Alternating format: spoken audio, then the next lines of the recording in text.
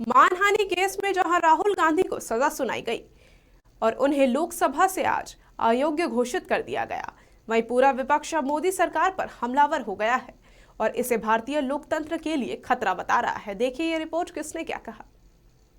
आज लोकसभा सचिवालय की तरफ से जैसे ही राहुल गांधी को लोकसभा से अयोग्य घोषित किया गया, पूरा विपक्ष सन्न रह गया। साथ ही नेताओं की इस पर तीखी प्रतिक्रिया भी आनी शुरू हो गई। राजस्थान के मुख्यमंत्री और वरिष्ठ कांग्रेस नेता अशोक गहलोत ने कहा कि महंगाई, बेरोजगारी जैसे जन मुद्दों को अकेले उठाकर मोदी सरकार के खिलाफ लड़ाई लड़ रहे हैं राहुल, और इसी की सजा उन्हें मिल रही है। एनडीए गवर्नमेंट से मुकाबला करने में राहुल गांधी सक्षम है। आप देखते हो अकेला मुकाबला करता आ रहा वो। लंबी यात्रा निकाली उन्होंने, पूरे देश को उद्वेलित कर दिया कि महंगाई, बेरोजगारी, हिंसा और अमीर गरीब की खाई बढ़ती जा रही है। चारों मुद्दे बहुत महत्वपूर्ण हैं। उस पर तो ध्यान जाता नहीं है मोदी जी का, अमित शाह जी का, एनडीए गवर्नमेंट का, और ध्यान जाता है इनका बदला लेने का। इधर विपक्ष की ओर से बोलते हुए आरजेडी के मनोज झा ने कहा कि ये सीधे सीधे लोकतंत्र की हत्या है। आज लोकतंत्र की हत्या हो चुकी है। भारतीय लोकतंत्र को इससे बहुत नुकसान पहुंचा है। शर्मनाक है, दुर्भाग्यपूर्ण है, और मैं समझता हूं संसदीय लोकतंत्र के इतिहास में इससे बड़ा काला धब्बा कुछ है। जिस तीव्रता से ये निर्णय लिया गया, जिसके पीछे आधारहीन तथ्य और तर्क रहे। कल ही तेजस्वी जी ने, डिप्टी सीएम हमारे दल के, उन्होंने कहा था कि विपक्ष के दलों को अब ये सोच लेना है कि लड़ाई का तरीका क्या होना चाहिए। और आज देखिए, जो राहुल जी ने कैम्ब्रिज में कहा डेमोक्रेसी के पर संकट के बाद, आपने तस्दीक कर दी। आपके मनसा वाचा कर्मणा में डेमोक्रेसी के लिए कोई रिस्पेक्ट नहीं है। और मैं समझता हूं कि सभी दलों को अब यह तय करना होगा, नागरिक समाज के साथ मिल करके, लोगों के साथ मिल करके, कि इस तानाशाही मनोवृत्ति को जमींदोज करना होगा।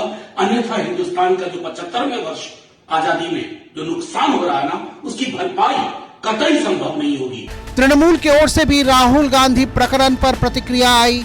तृणमूल के फायर ब्रांड सांसद डेरेक ओब्रायन ने कहा कि भारत के संसदीय इतिहास में ये एक शर्मनाक वाकया है जो बीजेपी के नीचे जाते मानसिकता को दिखाता है। उन्होंने सीधा आरोप लगाया कि बीजेपी हर हाल में विपक्ष को खत्म करना चाहती है। So this quick reaction on what just happened to Mr. Rahul Gandhi. The BJP are desperate to silence the voice of the opposition. We know they are desperate. We know they want to silence the voice. We know they would go to all kinds of lows, but this is the low of the low, the lowest since 1950. Terrible. The lowest in parliamentary democracy, in the history of parliamentary democracy. BJP, how low can you go? Delhi के मुख्यमंत्री और आप नेता अरविंद केजरीवाल ने तो यहां तक कह दिया कि 12वीं पास मोदी से इससे ज्यादा अपेक्षा भी क्या की जा सकती है। वो अहंकारी हैं और विपक्ष से बुरी तरह घबराए हुए हैं, इसलिए राहुल गांधी की सदस्यता समाप्त की गई है। सदस्यता समाप्त कर दी इन लोगों ने।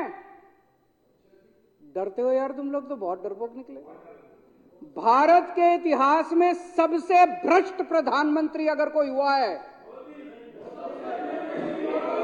सबसे भ्रष्ट प्रधानमंत्री अगर कोई हुआ है, भारत के इतिहास में सबसे भ्रष्ट,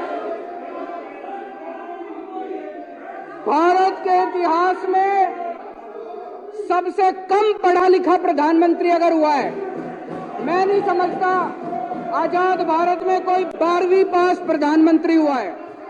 कुल मिलाकर राहुल गांधी के प्रकरण ने पूरे विपक्ष को कम से कम भावनात्मक रूप से तो एक कर ही दिया है, और ये चीज बीजेपी के लिए बहुत अच्छी नहीं कही जा सकती। अब आगे ये देखना दिलचस्प होगा कि भारतीय राजनीति में विपक्ष अपनी एकजुटता कब तक बनाए रख सकती है, और क्या इसका 2024 के इलेक्शन में कोई राजनीतिक मतलब भी होगा। कोयलांचल लाइव के लिए धनबाद से शांतनु चक्रवर्ती के साथ कोयलांचल लाइव डेस्क।